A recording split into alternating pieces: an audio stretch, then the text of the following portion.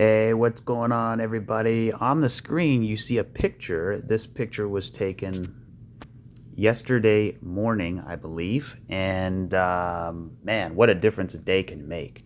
So I tweeted out, we got 5 waves up. We have an ABC down. We talked about it in yesterday's video. So we have an excessive oversold condition. We have Bitcoin oversold on the daily on the RSI, heavily oversold, and kind of seeing it slice right through a bunch of supports. So that told me it's probably getting a little bit too exuberant. But then we saw the altcoins, right? They did not take out their lows. So, some of the altcoins did take out their lows. They swept the lows, as they say. But Theta, it had this 5 wave move. It didn't have a 3 wave move. So I thought, yeah, it's probably a good chance that it won't break the low. And then once we got that yellow ABC, that 3 wave pullback, it gave it a little bit more confidence. So now, fast forward from yesterday morning till yesterday at night, I tweeted this one out and basically explaining, look, we had the 3 wave pullback and we're right up there battling resistance. So if we can break 160, then we could head on up to potentially 170 to 190. And so, it's up there sitting there battling throughout the night. And now fast forward today, we have a break of structure. So we're right at about $1.63. So I was actually thinking we might need a little bit of a pullback, right, when we get up to that green area. Let me show you. All right, here we go, the live chart. So we have 1, 2, 3, 4, 5, A, B, C. We were debating down here what the next course of action was. We came back up to resistance. And, when I tweeted that out last night, I was thinking we're probably going to get a little ABC pullback and then attempt to break it. But no. It said, you know what? I don't need that ABC pullback. I'm good. I'm ready to go. And Theta broke out. Now, when you compare what Theta has done and you compare that to, say, VeChain, it is not yet broken the high, and VeChain took out the low. So that's why I like to look at different charts. That's why it's always important, even if I don't care about that asset at that particular moment, I do care about it in regards to what the chart is painting, right? So, each chart is telling a story, and this one is a bit weaker, right? We didn't really get, an ABC pullback. It basically came and it took out the low. And it's still okay. It's still bullish, right? We still shot up, but now we're shooting up from a lower point, which is making it more exhausted. Versus Theta, it came up in a 5 wave move, ABC. It's coming from this point at, going up as opposed to coming way down here and going up. So they both can be the same amount of rallies, but now this one is becoming more exhausted, right, to the upside. So let's see what others have done. Same thing with Solana. Solana is regarded as a very strong crypto. Look at me, I'm strong. Yeah, but right now you ain't too strong. Why did you have to go and take out the low? Why couldn't you be more like Theta and hold the low? I'm just I'm playing around, right? So charts, they go back and forth. Sometimes Theta will be weak at certain points. Sometimes Solana will be weak at certain points. Sometimes you'll be like XRP and you'll be weak at all the points. Again, a joke. So we see, right, Solana did not break the top here. It did come up quite a bit. It does look like it had a stronger bounce than Theta, but it didn't take the top. Let's see what XRP is doing. Now, XRP, I'm actually liking officially the wave structure. I just yesterday I said, you know what, I just couldn't see it. I'm just not feeling it right now. You know, when you look at charts for too long, or if you're, you know, overly tired, sometimes you just can't see it. You just got to put it away, go outside, and just, you know, get a different change of scenery. And later that night I came back, I was looking at the chart, and I'm like, you know what, that looks like something. So I tweeted out this right here, which basically says that this could potentially be, it's not perfect, I know that, but this could potentially be some type of Wyckoff accumulation, right? So, you know, the good thing about it is we're already, you know, 3/4 of the way there if this is going to play out. Now, I don't know if we're going to get a schematic 1 or a schematic 2. And what that means is, let me show you. So on the top left-hand side, that's schematic 1, and on the right side, that's schematic 2. So basically, you know, we do have a potential Wyckoff structure. This is bullish for the whole market, right? And I'm going to get back to Theta. I'm going to look at Bitcoin. I'm going to talk about XRP. So just sit tight, and let's work through this wave structure, because this is a very exciting pivotal point here.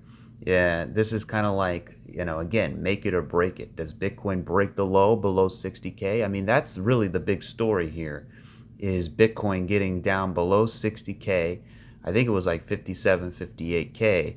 So was that, to me, that has to be the low. If it's not the low, then we're more likely going to go down into that ABC into 50K. Right now, we're getting a nice bounce.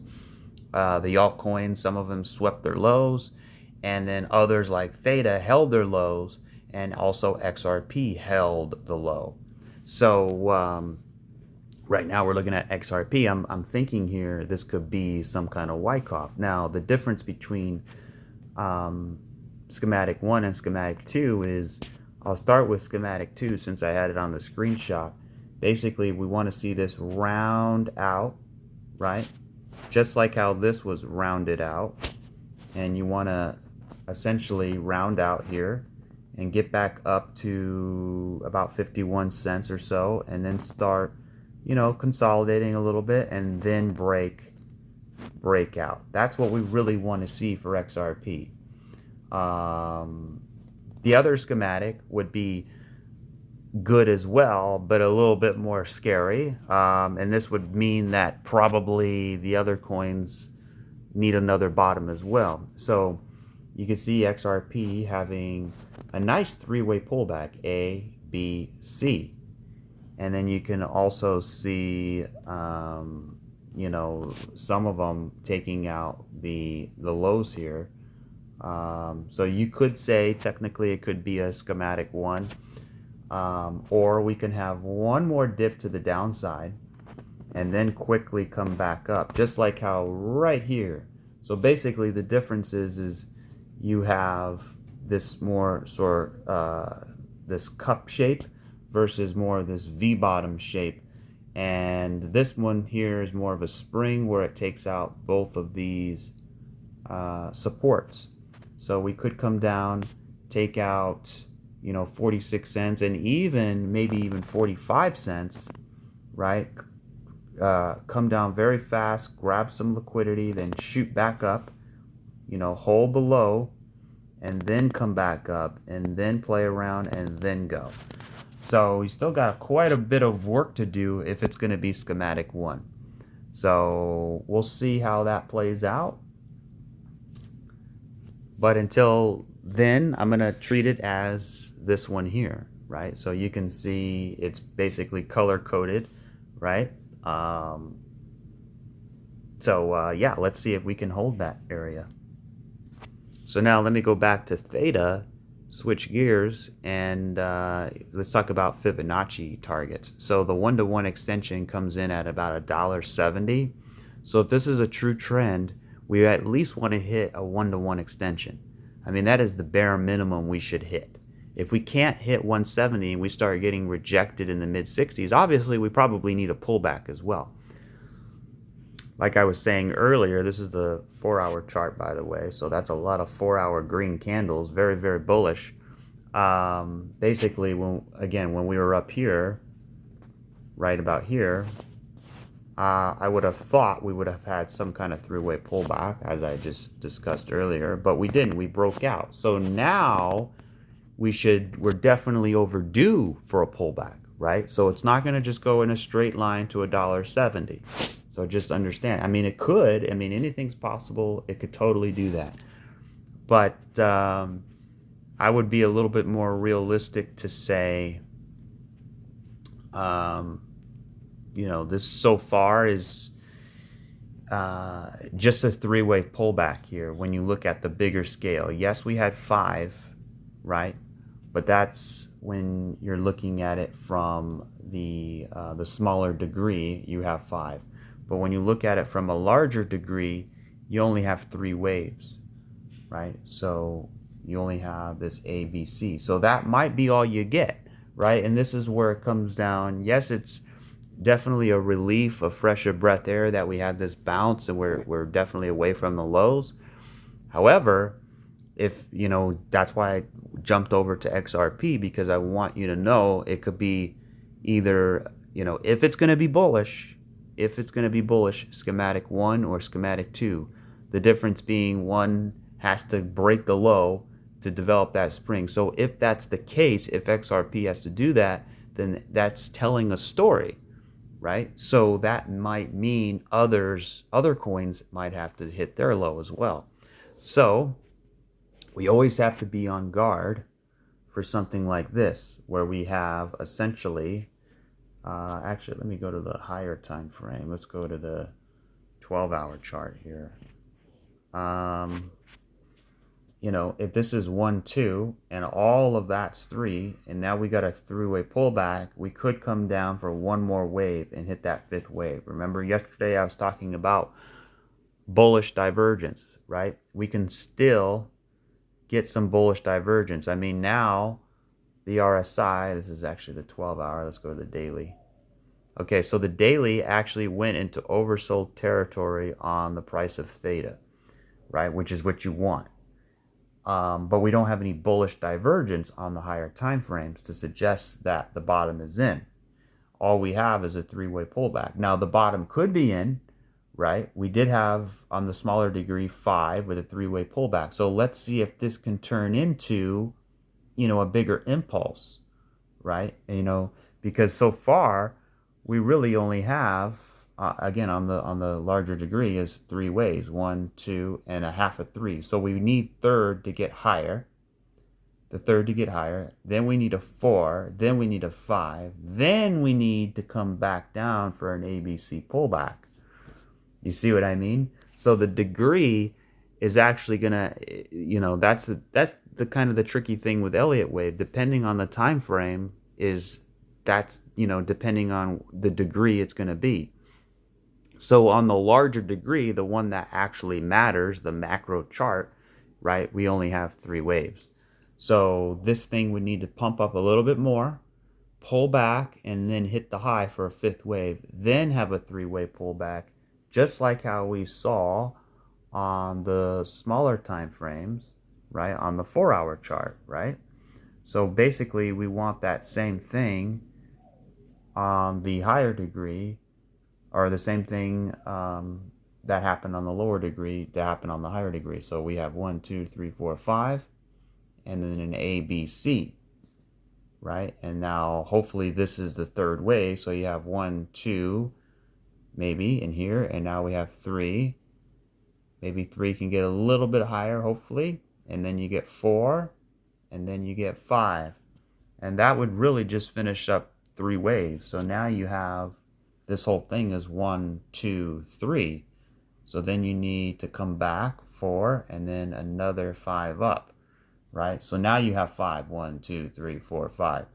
So then now you would have 5 on the higher degree, and then you would need the ABC pullback, right? And that ABC pullback on a wave 1 can be very deep. So just be aware of that, right? We can literally go up to $1.90 and then pull all the way back down to a, $1.40, $1.50, right? So you have a wave one. Now you have a real wave one on the higher degree, and then you have a wave two, right? And then you want that bigger wave three, right?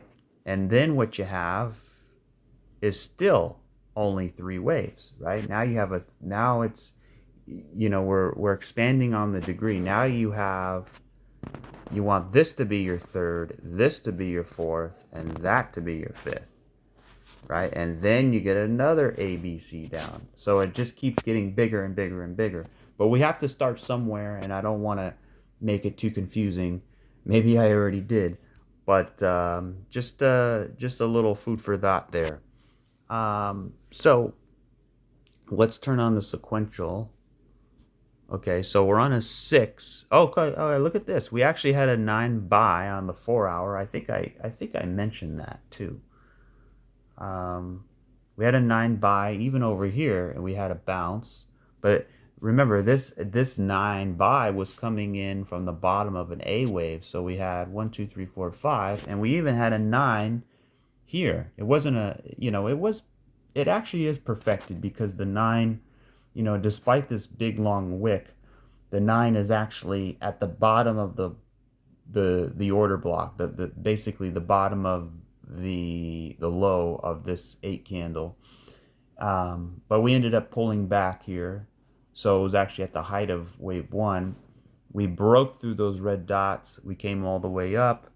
We didn't make it to a 9, but when we pulled back, I remember all of this consolidation. Like, man, I was like, should I cut my trade? Should I cut my trade? I'm not sure. So I just stayed in it, right? So I'm still holding my trade back from, the screenshot says June 19th. So actually my entry was $1.38. And then at that time, it was $1.53. So it was actually up 163%. But now it's actually, what, $1.62, 63. So it's actually 10 cents higher than where it was initially. So my entry was right here at about, say, $1.39. So yeah, right at that line there. So that was actually, I think, because of that 9 buy there. And then when we had this bullish engulfing candle, which wasn't engulfing at the time, but I saw these doji candles come in here. So it was a pretty strong bounce. We had these dojis coming in here, probably a lot clearer on the smaller time frame. So I took a stab at it, and I've been holding it ever since, and I'm going to see where it takes us. And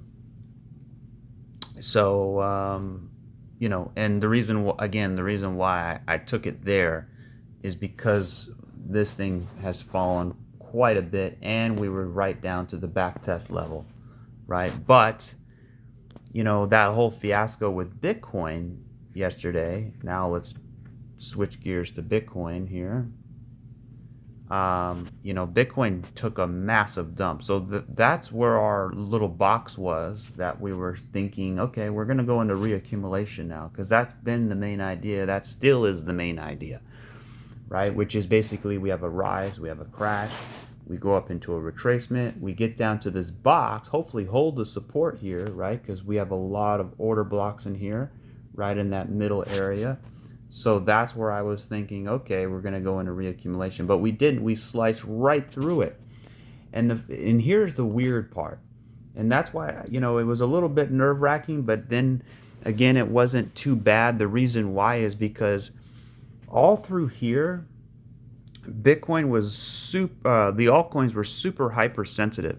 So like when Bitcoin came up, and then it had this big drop. I mean, Theta dropped a lot. It was dumping quite a bit during this time. I mean, you can see these drops in here were pretty huge, right? But then, as it continued to drop, Theta was dropping a lot more excessively, right? Especially this drop here. So basically, they were kind of shifted over a little bit. So you can see this right here. See how it humped around and then it had a massive drop to the downside. So at that point, the worst was already over. But when you look at Bitcoin, that hasn't happened yet, but that happened over here. So same thing. So you see how this came down, it had a little hump and then it dropped all the way down. That's exactly what happened to Bitcoin, but following that ABC, right? So you had the same thing. You had a hump and then you jumped all the way down. So that was the finishing move, just like this was the finishing move for Theta. So when this move happened, right, this massive dump to the downside, that was like a little bit concerning because all through here, the altcoins were very sensitive, like I've been saying. So I was thinking, well, if Bitcoin had a big drop, like if you were to tell me, hey, last week or a couple of days ago, hey, Bitcoin's going to be at 64 and it's going to drop all the way down to about 58K. If you were to tell me that, I would have thought for sure Theta, okay, if that's going to happen, then Theta definitely is going to break the low and it's probably going to go a lot lower, and Total 3 and all the altcoins are definitely going to break their low. But that didn't happen, right? Basically, some of them broke the low, but they swept the low, right? They took out the low and they quickly came back, right? So this big dramatic, so that was the minor nuance. That was the minor change that happened in this whole thing. Because you have to, that's why I always go back and I look at a lot of different charts, right? If I'm trading Theta and only Theta, which I'm not, right? But if let's say I was, I'm a hardcore, Theta maximalist, and I'm still going to look at other charts to sort of give me the edge on what Theta is doing. Because if you just look at the Theta chart all by itself, without looking, especially looking at Bitcoin and looking at the other alts, you're going to get lost. So that's why trading is already hard. But when you're trading crypto, it makes it that much harder, not because it's harder, but because there's so many more dimensions, right? Like if you're trading the Coca-Cola stock, like some old man stock, right? Anheuser-Busch, or whatever stock that's been around for a long time, you can kind of just watch the stock. You don't have to play around a lot. But if you're trading Bitcoin, you have to worry about the dollar, you have to worry about the stock market. And if you're trading altcoins, now you have to worry about the Bitcoin, you have to worry about the dollar, and you have to worry about the stock market as a whole. So there's a lot more, and you have to worry about other altcoins, like the leaders, right? Like Ethereum, and Total 3 and stuff like that. So everything has to line up in order for a trade to work out. So I don't really look at the stock market much on the YouTube channel. I kind of do that in my free time. It's not as fun or entertaining, so I kind of leave that out. If you want me to look at the stock market, you can let me know. I'll take a look at it. But the stock market is one hell of a machine, and it continued defies the odds, right? You had the best analyst in the world just last year saying, oh, the stock market's top. That's it. That's over, right? I mean, you have guys who've been trading 30 years and they're millionaires and they're really good traders, and they said it topped and it didn't top, right? So, it comes down to the thing, well, it's manipulated. It is manipulated, but you still have to, read the chart in a way where even if it is manipulated, you can kind of get an edge on, what the overall direction is and what the environment is.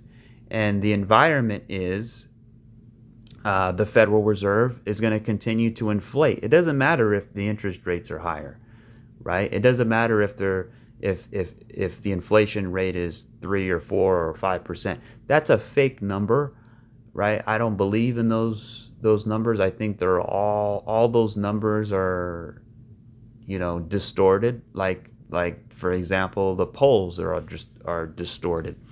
So they kind of screw with the numbers in a way that makes you think a certain way.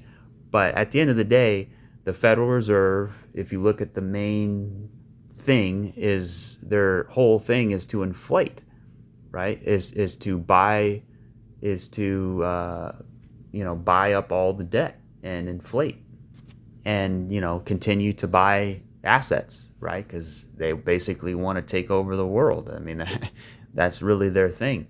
So if that kind of environment is taking place, then we can expect the stock market to continue to rise. Now, at some point, yes, it's all gonna come caving in like a house of cards. I think you would think, but as long as they control, with a click of a mouse, as they say, right? Because the stock market is controlled by computers, derivatives, right? High frequency trading. So, they're just digits on a screen, right? And you have trillions of dollars going back and forth, but that doesn't always reflect, the stock market performance, because you had some big people pull out sold their shares, right? Like, I think, now don't quote me on this, but like some major people have sold their shares. I think maybe like Mark Zuckerberg sold his. I think a few other top guys like that sold their shares. So when they do that, they think, oh, the politicians, right, like Congress, to avoid insider trading, they sold their shares, which told people, okay, well then that's the top then, and it could be in the vicinity of the top, but there's always some shenanigans and there's always some trickery, right? So even Alessio Rastani, which I highly respected guy, he's got a YouTube channel. Definitely check him out. Alessio, he's a great analyst. He said he's out of the stock market. So if the stock market is coming to its last days, then we have to really consider what is the possibilities that are going to happen for crypto. Right? Are we going to get a last alt season? Are we going to finally have the great decoupling that we've always wanted? A decoupling away from the stock market? And my answer to that would be probably not right now, because the market it doesn't matter if it's the stock market or the crypto market, right? If it's an asset driven market, then those markets are dependent on liquidity. And if the liquidity is flowing through the stock market, that's why they're all somewhat correlated to a certain level. It's not necessarily because one is better than the other. It's just because that's the way the liquidity flows, right? If you think about your neighborhood, right? Let's say you live in a tract home or something, and you have plumbing or the water pipes going beneath the sidewalk, and everything is flowing, right, in one direction. Just because one house didn't flush their toilet doesn't mean that water's not going to continue to flow through that part of their house, right? Or it's a bad example, but you see what I mean. Like, the plumbing's all going to go one way. So the same thing with liquidity, right? So if the stock market's going to go up, chances are the crypto market's going to go up. And, just for example, like Blockchain Backer was talking about the Russell, that needs to expand, and it hasn't. It hasn't really broken the high when you saw the S&P done so, right? So it's kind of a weird phenomenon that's happening. Right? So, and we also see that kind of with crypto. So it's basically, that's the way the cookie crumbles, as they say. That's the way the liquidity flows. But I think at some point, when we do get regulations, when we do emerge into a utility-based, a driven market, then that's going to be the moment where you're going to get a little bit of a decoupling, because liquidity, yes, it's all going to flow through the same pipes, but there's going to be differences of demand in those pipes, right? So there might be more demand based on a certain utility or a certain sector, like AI, for example. AI has been somewhat taking off. So, things like that AI as a utility function is going to be, the reason why that liquidity is being driven into that sector. So when we look at crypto as a whole, is crypto worthy enough? Is it valued enough to have that expansion phase, right? Well, maybe yes, maybe no, right? And that's where it comes into the fundamental aspects. And I'm not really much of a fundamentalist on the whole thing, but what I can tell you is the crypto asset class as a whole is one of the most fascinating asset classes to have ever existed. And they are scaring the hell out of the central bankers, especially like DeFi and things like that. And then when you add up all the utility like payments and a DeFi layer one, layer two, whatever it may be, AI, right, gaming sector, it's all one big cohesive utility sector that is emerging itself. And when you could say, well, why isn't it happening faster? Why isn't it happening fast? I say it's happening pretty fast. I mean, if you think about it, when we look at something like Total 3, the altcoin market cap, and you zoom out a little bit here, I mean, this thing has really gone up pretty significantly. I mean, just back in 2020, we were less than $40 billion. And now we're sitting here at over $603 billion with an all-time high of, what was that? Back over here, about $1 trillion. So think about that. We went from, say, $34 billion all the way up to $1 trillion in a little over a year. And that is insane. That's like going from, $40,000 all the way up to $1 million. I mean, that's pretty big. So, to me, it is moving at a massive rate. Now, people say, well, how come it's not going even faster than it should? Well, again, people have to take their profits, and that's, people are, cycling in and out, and that's just the way markets go. There's a lot of volatility in between now and then. So what would be concerning is if this thing went up in a straight line.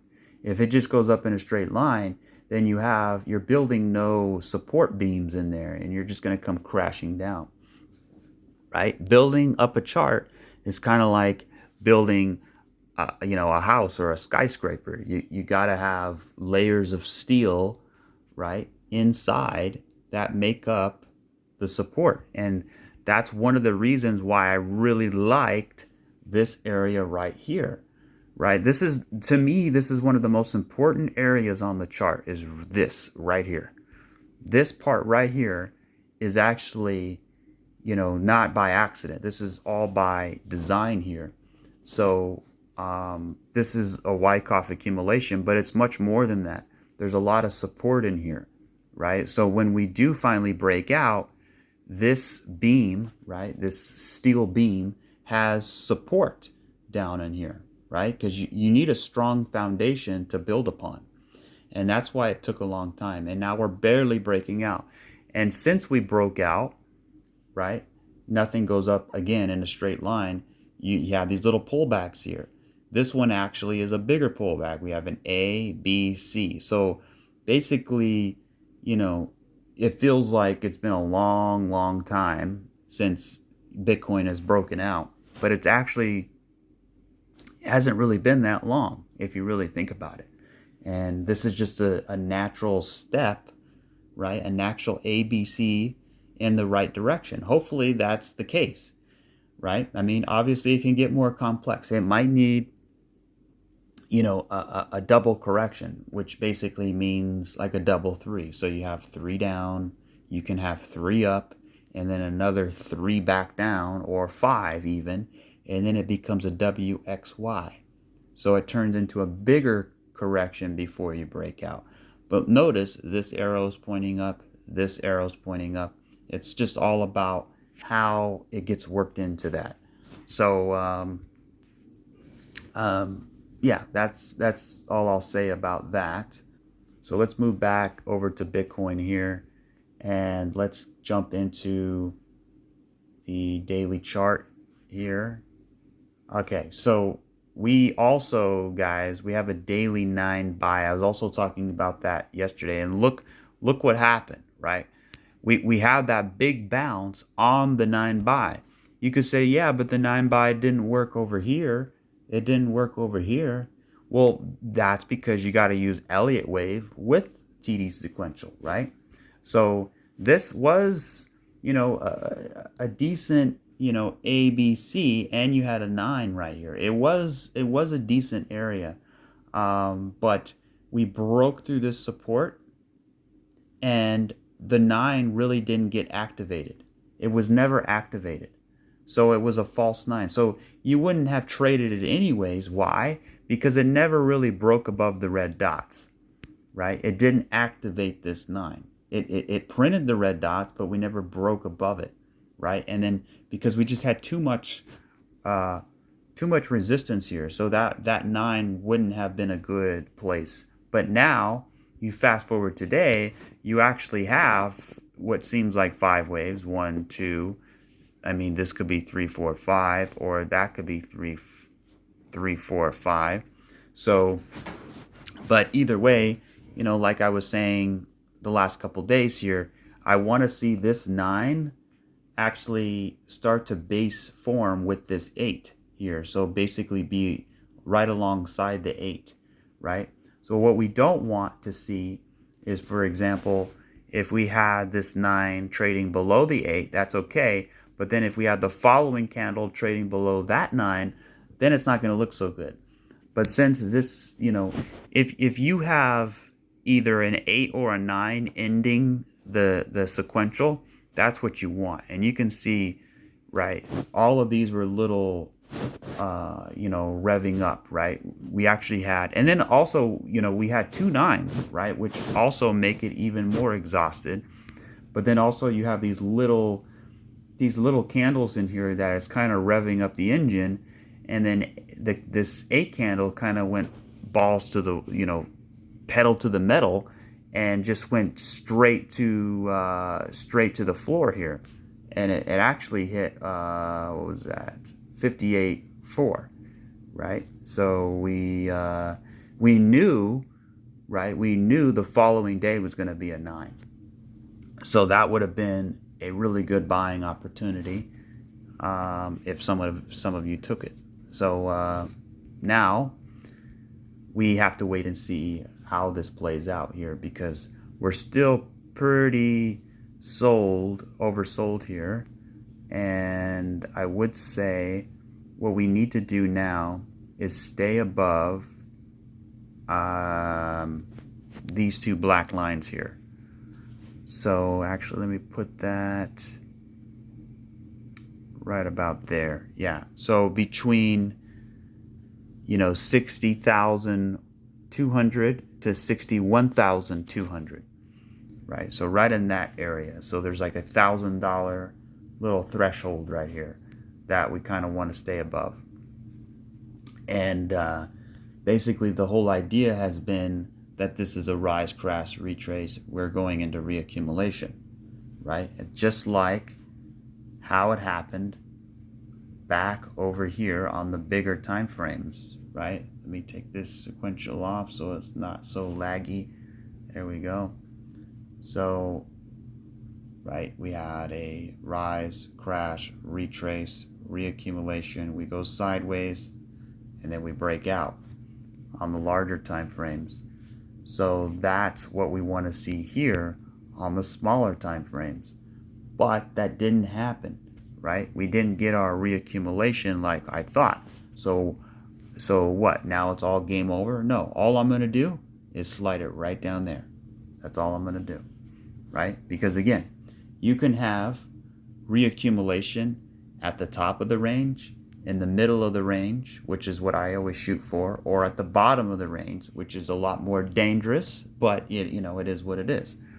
So we can see we're right down here at the bottom of the range. So now we want to see some reaccumulation in here, right? Maybe some kind of Wyckoff structure. We since this is a daily 9 buy, we really don't want another low. Like Bitcoin, the low has to be in. If it's not in, then we have one more small chance here at not breaking this low, but it's not going to look good. Right around 56.7, 56,700 to 58,280. So you know, these two lines here are sort of our last chance, and we already hit one of them, so I can take that one off. So we really got just one left if this wants to come down for another wave. So for example, this could be 1, 2, 3, and then we can come up for 4 like this, a 3-wave move, and then come down for 5, right? And that could happen. And actually, I talked about that yesterday. Actually, that wouldn't be such a bad thing. I hope if it does happen, it doesn't come all the way down here, but rather just sweep the lows like the altcoins did, right? So the similar, you know, because it seems like the altcoins are moving ahead of Bitcoin, right? So remember when I put on the price of Theta, you can see that Theta had its big move down first, and then Bitcoin did, right?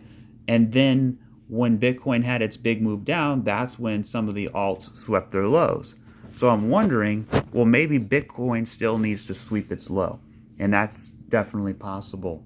So if I go to a smaller time frame here, right, and let's say, you know, we come up like this, we have a 3-wave move, and then we come down fast. That's good. We want to come down fast and then create that divergence here. So when we go to the daily, right, and I put on the RSI, we kind of want to, you don't necessarily need it, but this is just double confirmation that the low would be in, and it would offer a better entry for those who are more conservative, right? You know, because who had the guts to buy this falling knife, right? Maybe some people do, maybe some people don't. Some people want to wait and see, right? Because you don't really know if it's going to stop, right? It could have easily sliced through, but then you have to trust your instincts. Like, you know what? Support is here. We've already been oversold. I'm going to take a stab at it, right? So we might not get bullish divergence, but you can see if, you know, we want the RSI to move up a little bit, so we want the price to move up, and then the price come slamming back down, but just sweeping the lows. It'll be very, very fast. Come in, tap it, and then come out. It could be just a wick, which then would cause the RSI to move down, but the price made a lower low, but the RSI makes a higher low. And that right here is where you would want to go long, right? Because then now you have bullish divergence from oversold territory on the daily RSI, right? This is not no 1-hour chart. This is the daily chart. So if you're getting daily bullish divergence, that's way more powerful than, say, a 4-hour bullish divergence, right? And then the weekly even more so. So, you know, like I've been saying for the last week or so, we're basically hashing out a bottoming process. And that bottoming process, you know, ideally should have been here, right? Because that's where our support was. But we sliced right through that. And, you know, if you go back and look, you can kind of see a fractal here, right? So let me show you this. And I meant to show you this before it actually dropped. Everything's always in hindsight, right? But notice this area right here. See how we had a drop and then we kind of was like in bottlenecking in here? We kind of went up and down, up and down, up and down. Actually, let me do this like in this little channel here. Right there. Boom. Same thing that was happening here, just a little bit bigger, right? So We had that little bottlenecking going on there. Um, and I think that even happened somewhere else too, but I'm not going to go and search for it. So we can see, right, this sort of humped to the upside, right? It came down, had a big dump, and then it kind of bottlenecked, and then it flushed to the floor. Same thing here. It came down, it kind of bottlenecked, and then it flushed to the floor. So that means what? It's over. That means it's probably over. So what happened here, right, when that happened, you can see we actually made a lower low, I think. So this red candle was the low. Then we had a slightly lower low. You can see it actually swept the lows here. So we had this candle here to here, right? So if we do that over here on this chart, it's already, you know, it's kind of the same thing. We had a little bit of a sweep here, right? So we could be, it could be over with. So, but what I want to see here is for us to kind of go sideways. So one of the things is if we go up too fast, it could drop back down. But if we start doing this, you know, and start building a base here, then it's going to look like, you know, you're hashing out a bottom, which is going to be a lot, when you have that breakout, it's going to be a lot stronger because you would have coiled up in here, right? Like a coiled spring, adding more layers of support for when you break out. So you can kind of see, if I take a bars pattern, right, it's actually not bad at all. It lines up pretty nicely. If I expand it a little bit here to scale it to the correct degree. So maybe we get something like that, where we get a big sharp V bottom. Now, if we get a big impulse to the upside like that, where it actually takes out the high, then I would look for a three-way pullback, just like how we got here. And then that's where you would go long. So sometimes people, you know, a lot of times when people are new and you get a pump like this, they'll chase it. But give it enough time, you know that markets always come back to some extent. So if you have a big impulse to the upside and you miss that whole opportunity, just wait for that ABC. You're going to be paying a little bit higher of a price, but you're getting more of a guarantee. It's kind of like, do you want, you know, when you go buy, let's say, I don't know, a refrigerator, something expensive, like a dishwasher or something like that. Do you want the cheaper one, or do you want the one with the warranty, right? If I buy a fridge or a washing machine or a dishwasher, something that costs a lot of money, I'm going to want a warranty on it, right? You know, that's why you got to get it at Costco. I don't know, or especially like TVs. You want, you know, if I buy a TV, I'm gonna buy it at Costco because they have the best warranty on it. I could just take it back whenever I want. But you know, it comes to a point where if you get this big wave to the upside, and then you get that three-way pullback, this three-way pullback alongside these five waves, just like what we saw with Theta right here as this five-wave move was developing, and then we got that ABC, right?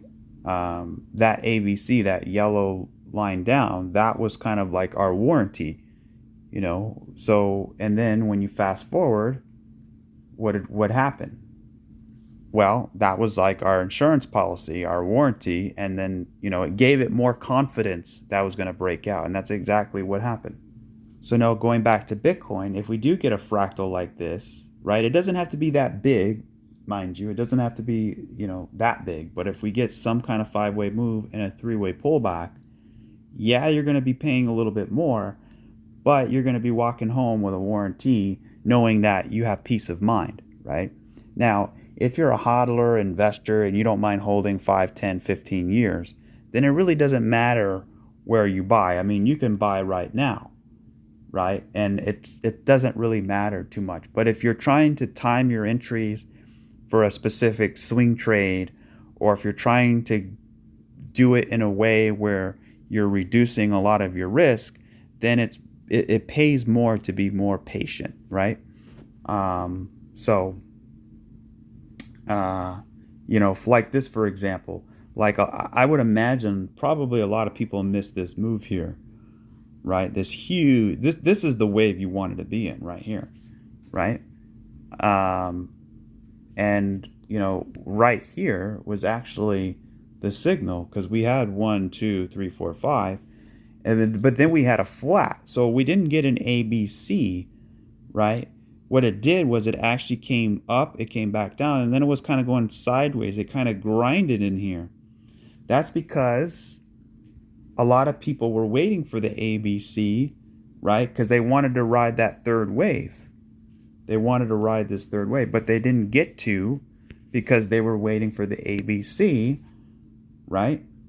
ABC. But what did it do? It created a flat. And what kind of a flat? Rise, crash, retrace.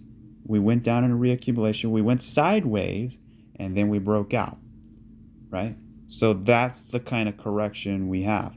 So it's either something like this, ABC, or it's something like this, where you go flat in here. Or it could actually be more like this, right? And that's also,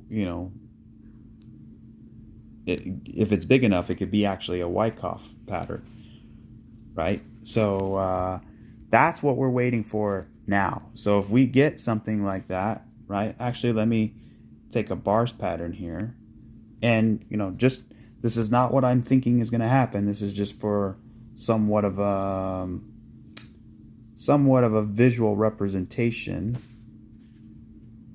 There we go. So we could have if it really wanted to be bullish, right? It actually looks like, it should pull back now. So if we get a little bit of a pullback here, right here, right? Maybe take a stab at it. Now, traditionally, I like, I would like it to come a little bit deeper, just so that I have a little bit more wiggle room for a stop loss. But, whatever, it is what it is, right? So, but if you miss that wave, and let's say you didn't get the stop loss, or you didn't get the entry you wanted, then you just wait for this whole thing to play out. 1, 2, 3, 4, 5. It's going to be painful, because you're going to watch the price get away from you. But you know what? It is what it is, right? So then you have this A, B, C, rise, crash, retrace, reaccumulation, right? It goes sideways in here, and you're building a base, right? And by the way, that's the XRP chart. This whole structure right here is the XRP chart. That is why, people say you should sell your XRP and sell it all for Theta. Yeah, I'm not going to do that, just because I've invested so much time in it, and I want to see this thing through. That would be the worst thing in the world, to sell it and then literally maybe a year later it breaks out, right? Because the whole chart of XRP is this right here: rise, crash, retrace, and then it went down for reaccumulation, then it went sideways. So it's basically right here. So at any moment it could break out, right? Now, when it was going into its B wave, most of the market was going into a bull run, but XRP stayed home, and while everybody else went out partying and drinking, and now they're all hungover the next morning, XRP stayed home and was doing his homework here, right? Or was working out and was getting stronger and stronger and stronger. And then it's resting. It's having its rest time. So now it has a lot of energy built up into it. So when it finally wakes up, it's going to be a giant, right? So, when I say things like that, people cannot fathom it. It's sort of unbelievable to them. It's like a foreign entity. It It doesn't jive with them because it's just so incomprehensible that that could possibly happen. And that is the best trade of your life right there. That is the best trade of a lifetime.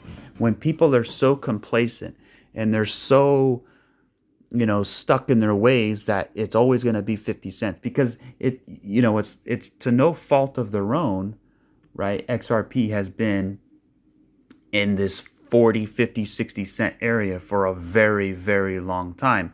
So what happens is as it continues to trade in that range, people believe it's never, ever going to do it, right? Because they get complacent.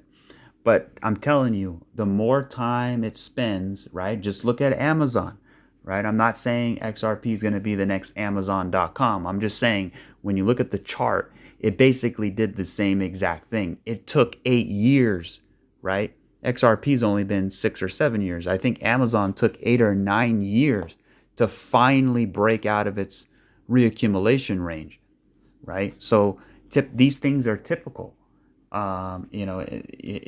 This sort of stuff typically happens here, where, I mean, you can kind of see if you compare Theta and XRP side by side, and let me put this both on regular here so it's fair, and I'm going to double click it. There we go. So that is the absolute scale, right? And if you look at the scale, actually XRP is ahead of Theta in a certain way, because as the whole market, right?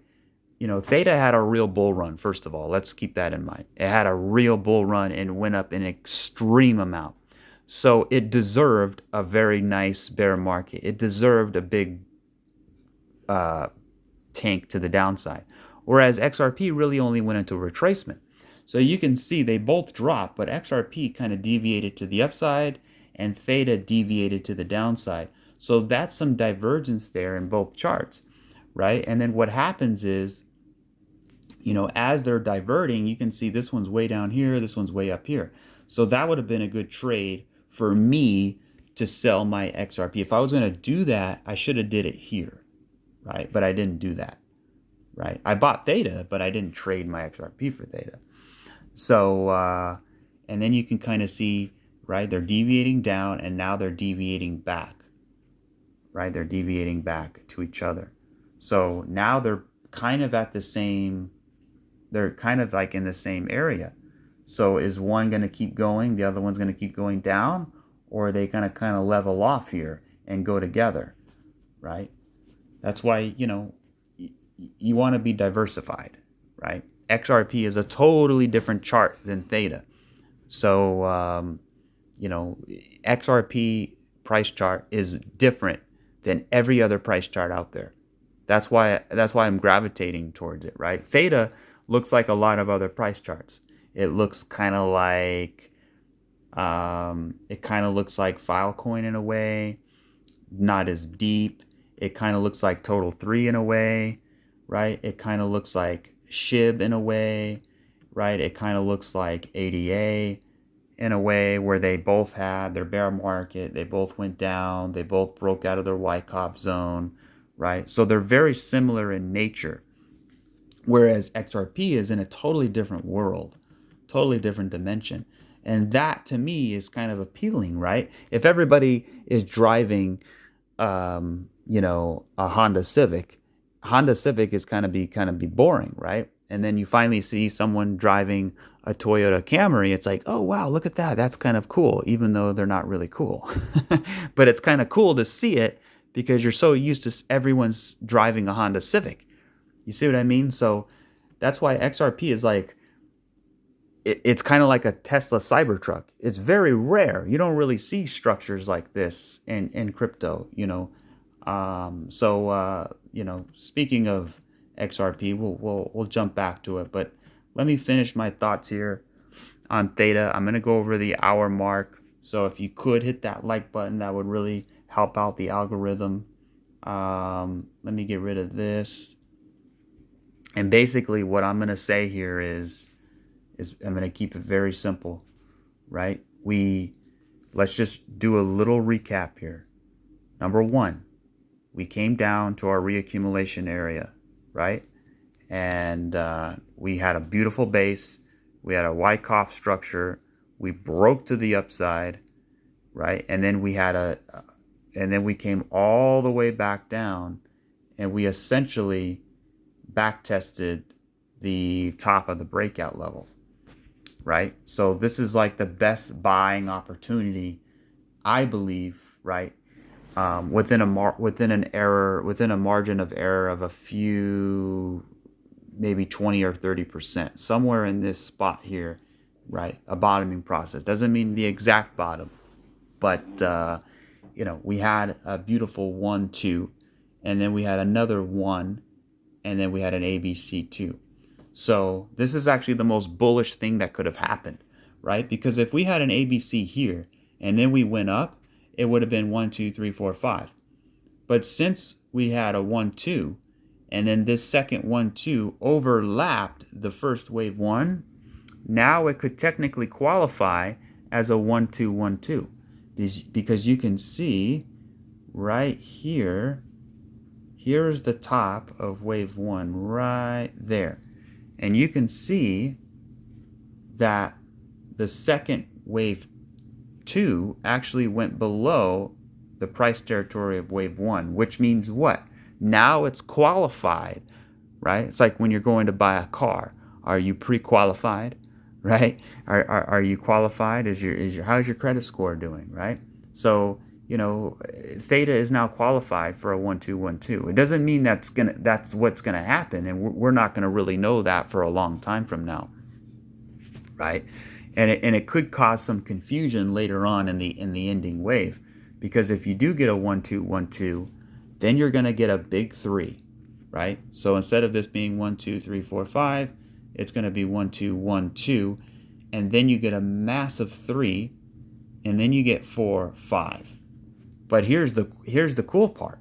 Since you had a 1-2, 1-2, you get another 4, 5, right? So you get 1, 2, 1, 2, 3, 4, 5, 4, 5. So you would get something like that, right? Where you get a big 3. So actually, let me put this log scale so it'll look a little bit cleaner here. Yeah. So all in all, I'm still hoping and expecting the price of Theta to get further into its retracement level. I mean, it didn't even knock on the door of a 236. So it is on log scale, mind you, right? I mean, it isn't. So if I put it on log scale, we actually came up to the 50% area, missing the 618 by a little bit. So the log scale is definitely more conservative when we're talking about retracement levels. But what I would say here, if we're going to keep it on the conservative note, which is never a bad thing, then we're going to want to see between $6 and $10, really. So really between $5 and $8, I would say. So somewhere in this area, right, on the conservative note. So yeah, let's see if we can get that. Now, it's not going to happen overnight, right? We did get a pretty big dump to the downside. We had our ABC, right? We back tested the breakout level. So now we want to build a base in here a little bit, and then we want a strong impulse to the upside. We want a decent 3-wave pullback, and then another strong push to the upside, right? And then another 3-wave pullback, and then another strong push to the upside. And that could be our third wave there. So what we would have is a 1, 2, 1, 2, right? And then 1, 2, 3, 4, 5. So wave 3. So this whole thing would be 1, 2, 3. And then we'll see that then you get into dangerous levels. That you think you have anxiety now. You think you have nail-biting, anxious, anxiety now. Just wait until we get up here. It's going to even be more like, oh my goodness, what's going to happen? Because now you're no longer in the middle, right? Because even right here was a little bit worrisome because you're kind of in no man's land. But now, since we came back here and we back tested here, we're sort of at a very strong area of support. So since that's the case, as we start to go back up, if we go back up too, right? It's always an if, right? We're still speaking on the bullish, scenario. So once we do accomplish this wave, now we're going to be in the middle between point A and point B. We're going to be right in the middle here, right in the middle of those retracement levels. So that's always the hardest part. Up here wasn't that hard because you're coming off of a bull market. Down here wasn't that hard because you're coming off of reaccumulation. Now, right now, where we are right now isn't that hard because we're kind of breaking out of this Wyckoff and we're back testing it.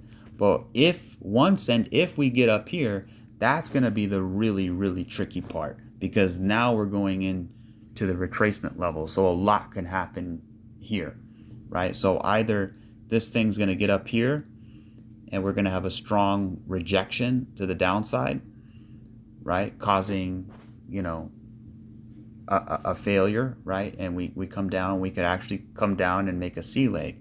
So this whole thing could be ABC. I don't like that at all because this is too big. The base is too big. There's too much layered support in here, right? To come crashing down. So your foundation here is pretty strong. So if it starts to fall, your foundation is strong enough to hold the price. It would appear that way. But, if you have some kind of black swan event or some kind of crazy thing happen, there's no telling what could happen. So another thing that could happen is very simply, we can have a 1-2-1-2. We get up here in the retracement levels. We kind of play around a little bit, maybe tag the low, and then just continue to go. That would be the hope. That would be the dream. That would be the best thing that could happen, right? Because we get up here, we consolidate a little bit, we have a little ABC pullback, and we continue to rip, and then we go into expansion, right? And now we're in price discovery. Now, once you break the all-time high, now it's like anything's possible because you really have no overhead resistance. I mean, you do have resistance, but you don't really have, anything on the left, right? So you could go pretty significantly to the upside. Now, as far as targets go, we could look at anywhere between $41 and $67. This is on log scale, by the way. So somewhere in that $40 to $70 mark, I think is definitely possible, right? And if I switch that to regular, look how high that goes. I mean, it'll make this little bull market look like a little chihuahua compared to a big German shepherd. So you can see, and then it could all start here with a big 1-2-1-2, and we can get up here. Now, to keep it a little bit, and that's actually my line actually nailed the 4.236. That's kind of cool. So, but a more realistic price target would be, a smaller time frame price target would be more on the lines of, that $30 to $40 area. So somewhere in here, between $30, $40, upwards of $50. Now, to hit that $70 mark, that's going to be pretty tough. But the majority, guys, the majority of your gains are not going to come from the all-time high. The majority of your gains are going to be coming from the retracement to the all-time high, right? If I put where I'm at now all the way up to the all-time high, that's about almost 1,000%, right? So then if I go from the all-time high and then I go all the way up to, say, $67 or that full 4.236 extension, that's only 300% off of the all-time high. That's what I'm saying, right? So the majority of your gains are not going to come from it breaking the all-time high. When we get to the all-time high, that's going to be most of your gains anyway, right? So as far as percentages go. So that's one way that could happen. The other way, you already know what I'm going to say, is if we do get stalled out up here and we come up, right? We get up here because we got to start making plans. We got to start making preparations. And, if this is really going to get up here, we got to have a game plan here. So make sure you hit subscribe and follow along, even if you don't hold Theta or even care about Theta. It doesn't matter because they're all the same at some level. I just use Theta more so as the example. It's got a real clean chart, and it's got a nice look to it, and it's basically, does exactly what the rest of the market does, just on a bigger scale. We could get up here in the retracement levels, and then either we can flag out in here, right? Some type of reaccumulation. So rise, crash, retrace, right? We're still in the retracement. Then we got to come back down into reaccumulation and kind of go sideways in here, play around. I don't know what those prices will be, but some kind of reaccumulation, then breakout, right? Similar to what XRP is doing now. So, XRP already had its retracement. It's already in its reaccumulation. It's getting close to the end here. Now, if Bitcoin goes into expansion, the Russell, the stock market, right, continues to pump, Theta might not need to go into reaccumulation. But if there's not a lot of liquidity out there, because remember, back in the day, back over here in 2020, there was a lot less crypto assets. Now you have a lot of new crypto assets, a lot of new ones people are chasing. Like, it's the new cool thing, right? And sometimes people forget about the older crypto assets because technology and subliminal programming is at its highest level, right? And people want to know the next new cool coin out there, right? So they end up dumping their old coin, even though that old coin could have better utility. That's just kind of the way it goes. So, we'll see if Theta is one of the survivors. I mean, of course it's going to be a survivor, but what I mean is surviving the retracement levels and actually going out into expansion here. So that'll be really interesting to see. So anyways, first order of business, we got to hold support in here. We got to find a base. Then we got to get the heck out of here, right? And then we got to go through, not only through those retracements, but also we have to work our way through these retracements in here. So let me put this right here, and then I'm going to go down. So here we have some Fibonacci retracements here. Let me put that off log scale. There we go. So the first order of business, right, obviously, is finding a base in here. Now, we could have one more sweep of the low, but I think overall this should be the low. It should be, right? And then by the way, let's look at our 3-day 9. Remember the 3-day 9 we were talking about? I can't believe I forgot to mention that. Would you look at that, guys? We have a 1. Well, it's a red 1. We want that to be a green 1. But we have this candle essentially breaking above this red dot already. So I would have liked to actually see this one candle actually be side by side with the 9, and then the following candle break up above it. But this is a pretty strong reversal here because, time, divided by price is reality, really. So, time is just as important as price. So the price did exactly what it needed to do. It got down here.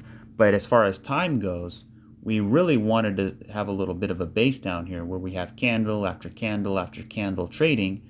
You print those red dots and then you break out, right? Similar to what happened over here. So you can see this was actually an 8. We actually landed on a 9, but it actually flipped the count because it closed above this 8. So in reality, it really was a 9 here, but we had an 8, but the following candle was a 9, but it flipped 1. So let's just say that this was a 9. And actually these red dots over here were from this line back over here, but essentially it would have been right in the same area as these green dots or as these red dots. So, but we spent a decent amount of time here going sideways. So if I just take a bars pattern from, say, the 7 all the way up to the 3, we actually went sideways here that allowed us to break out.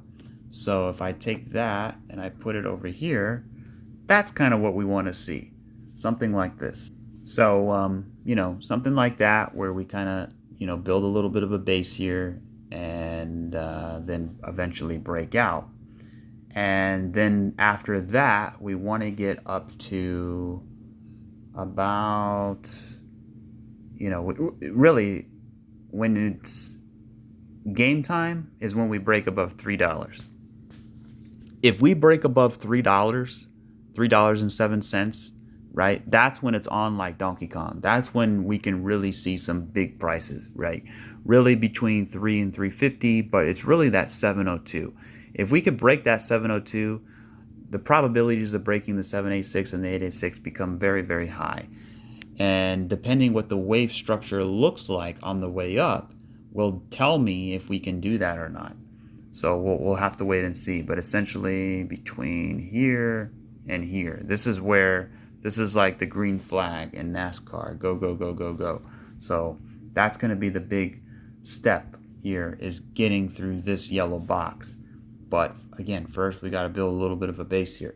If we start accelerating too fast, right? If you start accelerating too fast, that's okay, but we really need to break above this line here, right? Because if we come up fast and we get rejected and then we have to come back down, then we can always come and sweep the lows here, right? Creating some bullish divergence, hopefully, if that happens, right? If we're going to sweep the low and do all that work, we better dang sure get something out of it, right? And bullish divergence would be the one thing here. So something like this, where you can see the RSI makes a higher low.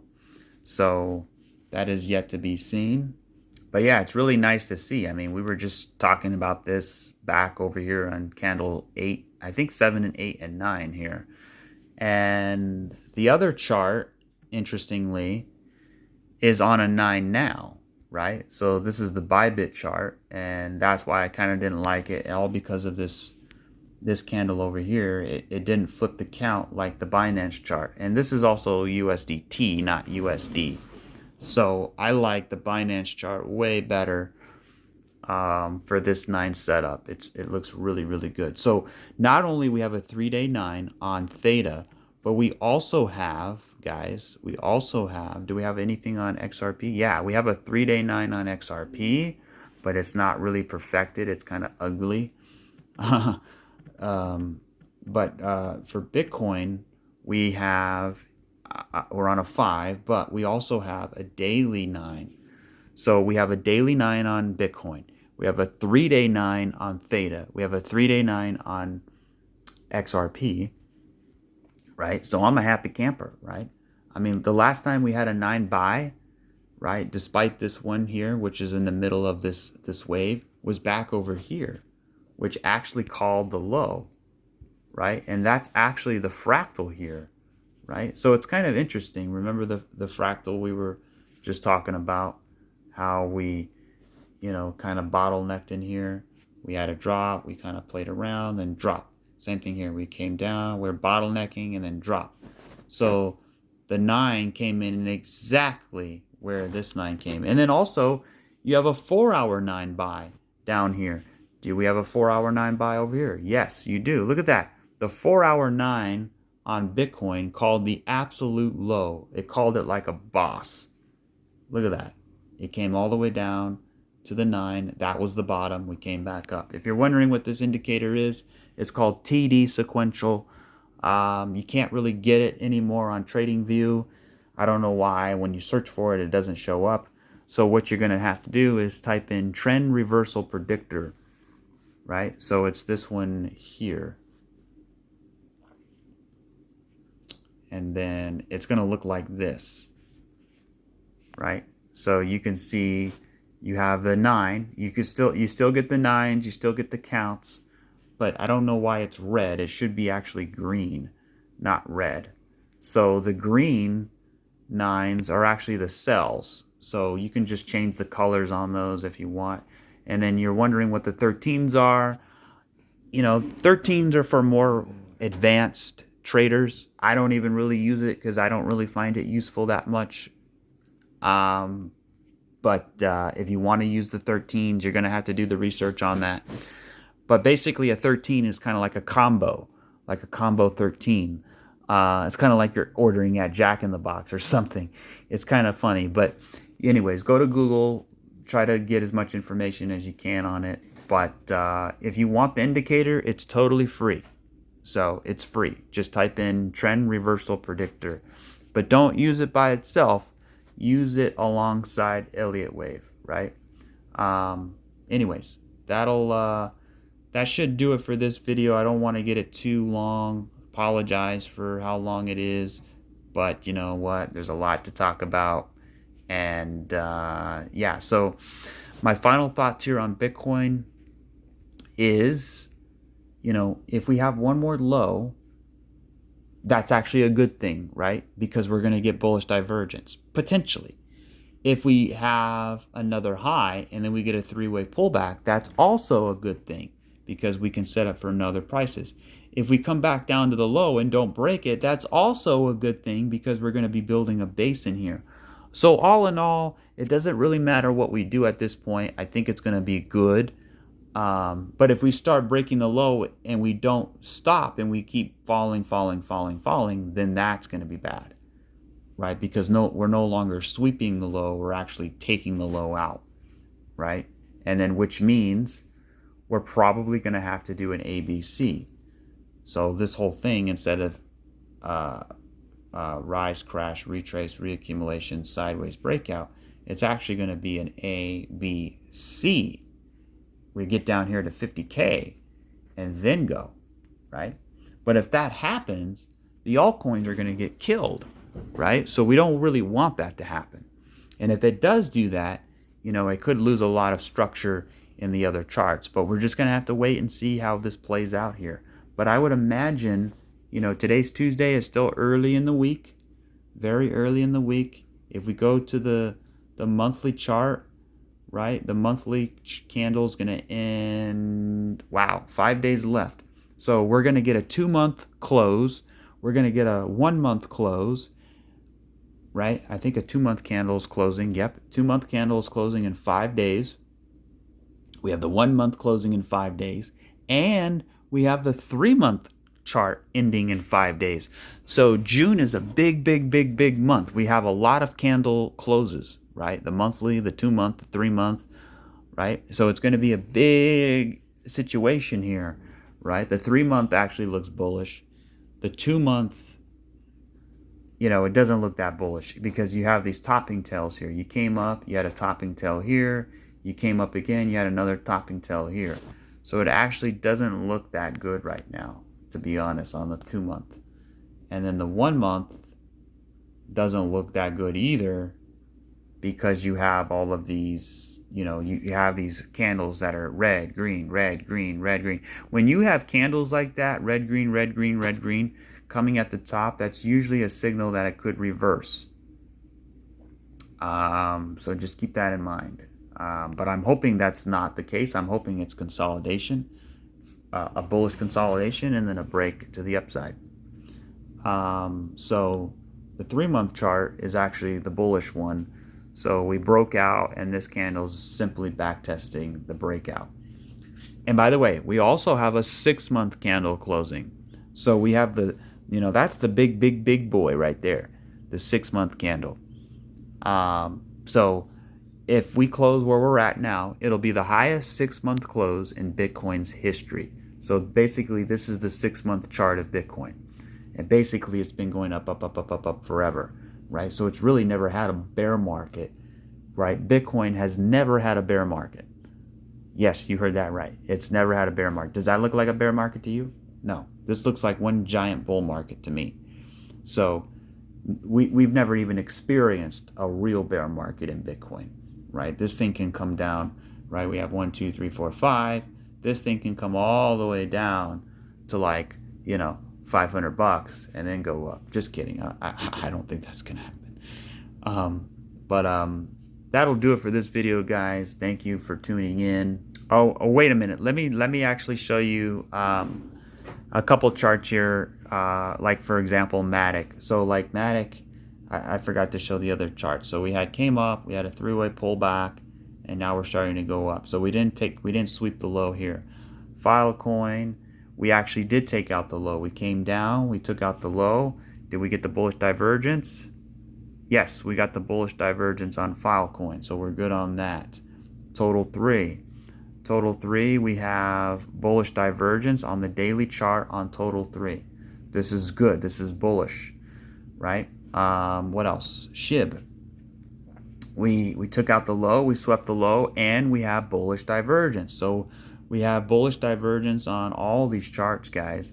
Ethereum doesn't look too good. It doesn't look as good for Ethereum, but we'll see here. ADA. Now ADA was interesting. It actually took out the low a lot quicker than the other charts, and it too has bullish divergence. So all in all these altcoins, I kind of just go across. If I didn't hit your altcoin, I'm still going to do a rapid fire session. So, keep dropping those comments and let me know what you want. I still got to go back and look at them. But yeah, Casper, somebody wanted me to look at Casper. I will look at it. It did set a new low, but you know what? It looks to me like this is 1, 2, 3, 1, 2, 3. And it looks like we need another 3 up, or even better, 5 up. So it looks like a three-way move here. That's what it looks like to me. So we'll see how that plays out. Pepe, wow, Pepe had a very big engulfing candle today. It broke above the downward resistance line. You can see right here, it killed it right there. It broke right out of that downward resistance line. Now it's heading into the retracement levels. That's going to be the tough spot. Are we going to get through those retracement levels? XRP versus Bitcoin. Man, this thing is taking forever. We won't talk about that. Ethereum Classic. It looks good. It's holding the lows. Theta Fuel. We also had, I think, a 9 here on the 3-day. Yeah, so we had okay, look at that. We have on Theta Fuel, we have a 9 buy, and we're breaking above just like Theta is. So it's looking good. VeChain, also a 9 buy on the 3-day chart, right? So we're getting pretty oversold here. So again, we want to see maybe one more low here. We come up, take out the low, come up, make a higher low, get bullish divergence. It doesn't have to. It doesn't have to do that, but I'm just saying, if it does that, take it as an opportunity, right? So total is actually on a 3-day 7. So we're about to get an 8. So the next candle is actually going to be a 9, right? So in 3 hours, we're going to get an 8, which means the next candle is going to be potentially a 9, which means we could, really set up this bottoming process on the total market cap. So anyways, that'll do it for this video. Thank you guys for tuning in. Please hit that like button, especially since I'm almost at 90 minutes here. I feel like I can go on another 20-25 minutes and continue to diagnose these charts, but I'm doing it for you guys. Hopefully it helps put your mind at ease a little bit. I know that drop was a little scary. But if you just keep following along here with the channel, you'll start to understand, right? Not only you're investing your money in the asset, but you're also investing your time for knowledge, right? You invest your money for wealth, but you invest your time for knowledge. And if it's longer, people have busy lives, and I don't want to take away time from you and your family or your workplace. So, but I try to, do it as best as I can with the time I have. and hopefully it helps people really get a feel for the market. And trust me, the more you do it, the more you listen and watch, the better you'll become. So anyways, take care, guys. I'll catch you on the next one. Cheers.